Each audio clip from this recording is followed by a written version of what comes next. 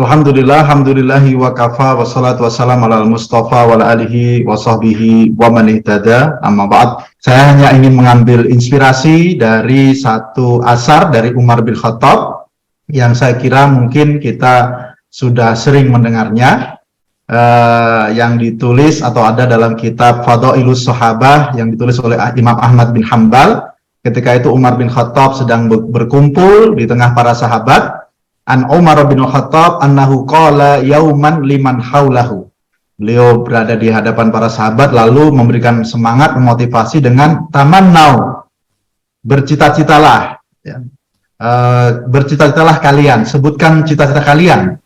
Faqala ba'duhum, maka ada yang mengatakan atamanna law anna hadhihi dar mamlu'atun dahaban fa anfiquhu fi sabilillah. Ada yang menjawab, aku berangan, aku menginginkan bahwa rumah ini dipenuhi dengan emas yang dengannya aku akan infakkan fi sabilillah. Ternyata jawaban ini tidak memuaskan Umar bin Khattab, lalu masih kembali menyemangati dengan mengatakan tamannau. Coba sebutkan yang lain. Ada nggak cita-cita yang lain, keinginan yang lain? Maka faqala rajulun, ada yang mengatakan atamanna law anna mamlu'atun lu'lu'an au zabarjadan au jauhiratan fa anfiquhu fi sabilillah wa atasaddaq bihi. Aku berharap, aku menginginkan, aku bercita-cita kalau rumah ini penuh dengan permata, berlian, batu mulia, lalu semuanya aku infakkan fi sabilillah. Maka kemudian Umar bin Khattab masih belum puas dan kembali memancing dengan mengatakan tamannau. Bercita-citalah kalian, sebutkan cita-cita kalian. Maka akhirnya mereka mengatakan, ma nadri ya Amirul Mukminin. Kami tidak tahu apa yang kau maksud wahai Amirul Mukminin.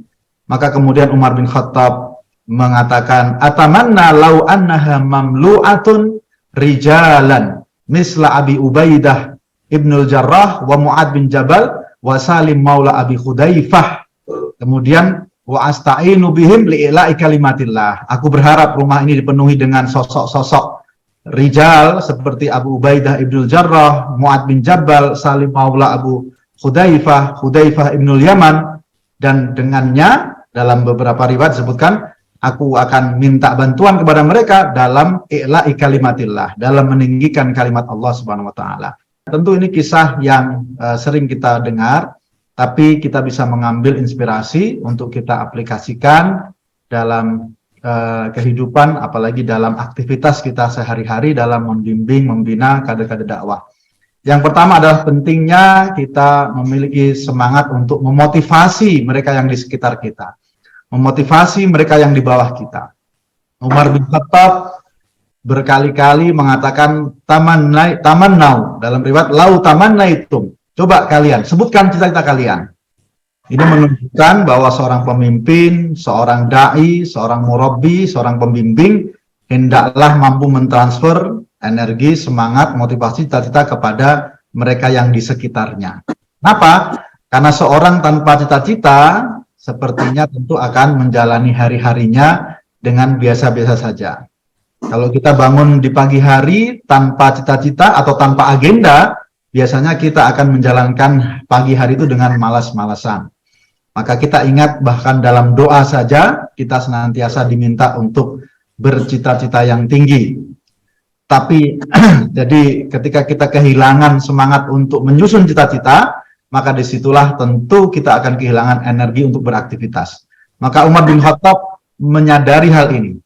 Maka hal yang penting beliau pastikan adalah semua di antara mereka memiliki cita-cita yang bisa menggerakkan. Kita masih ingat Rasulullah SAW saja mengingatkan ya, bahwa dalam bercita-cita tidak ada cita-cita yang salah, tidak ada cita-cita yang salah ketika setinggi langit sekalipun.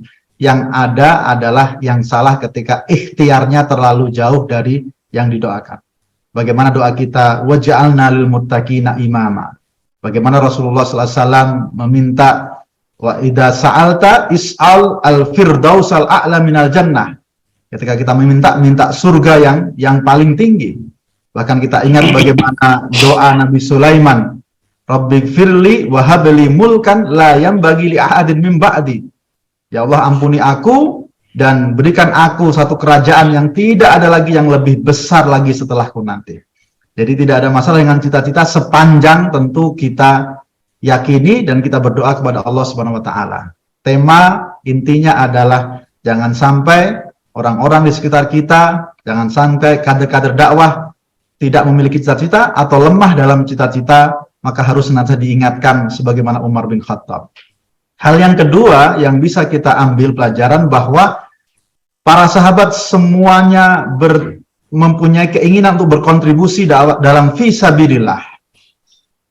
Semuanya ingin berkontribusi dalam tema besar, yaitu fisabilillah. Tetapi beberapa sahabat melihat bahwa unsur harta itu menjadi hal yang sangat penting. Supporting system yang diharapkan adalah harta. Maka dalam benak mereka, dalam pertimbangan mereka, mereka langsung mencita-citakan bagaimana kalau anggarannya tercapai, ya, maka mereka memperkirakan kalau emas, kemudian kalau batu mulia, permata, semuanya ada, fa'unfiqu fi sabilillah, maka insya Allah akan mudah dalam dakwah ini. Maka tentu hal ini tidak bisa kita remehkan. Apa yang menjadi pertimbangan sahabat, setidaknya ada 2 sahabat yang mengatakan bagaimana kalau emas, bagaimana kalau batu mulia, itu menunjukkan pentingnya harta dalam pemenangan, ya, dalam pemenangan dakwah, dalam perjuangan fisabilillah. Kita sama-sama tahu bahwa Rasulullah SAW mempertemukan antara kesalihan dengan harta. Ni'mal al-malu salih biyadi rajulin as-salih. Sebaik-baik harta ada pada laki yang soleh. Dan ini kita tahu juga bahwa harta disebutkan wala tu'tus sufaha amwalakumul lati ja'alallahu lakum qiyaman, menjadi hal yang sangat penting dalam kehidupan ini.